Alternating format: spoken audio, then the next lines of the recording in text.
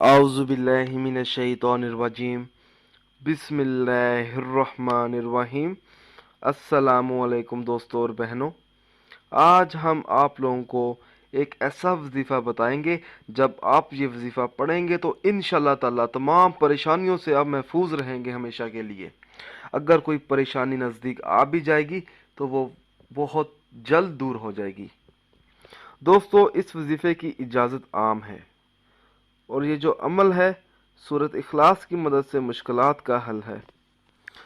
दोस्तों, जो कोई ये चाहता हो कि इसे ज़िंदगी में कभी भी कोई परेशानी का सामना ना करना पड़े, अगर कोई मुश्किल काम है तो वो फ़ौरन आसान हो जाए, तो दोस्तों उस शख्स को चाहिए कि वो ये वजीफ़ा करे। वजीफ़ा इस तरह से शुरू करना होगा, हर नमाज के बाद 41 मरतबा सूरत इखलास पढ़ने का मामूल बना ले तो इंशाअल्लाह ताला उस शख्स की ज़िंदगी बड़े परसकून अंदाज से गुजरेगी। अगर कोई परेशानी पेश आ भी जाए तो वो बड़ी आसानी से दूर हो जाती है। दोस्तों, अगर आप चाहते हैं कि आपकी तमाम परेशानियां दूर हो जाएं, इस वजीफ़े को पढ़ने से आपकी तमाम मुश्किलात हल हो सकती हैं।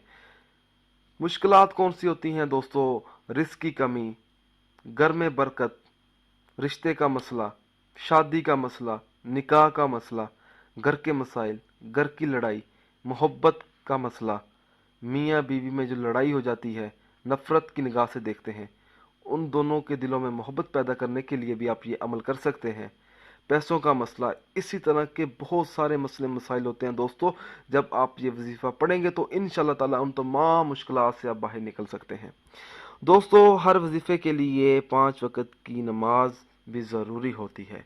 अगर दोस्तों आप ये वजीफ़ा करना चाहते हैं कि आपको कोई परेशानी नज़दीक ना है आपके, तो आपको चाहिए कि आप 5 वक़्त की नमाज भी अदा करें।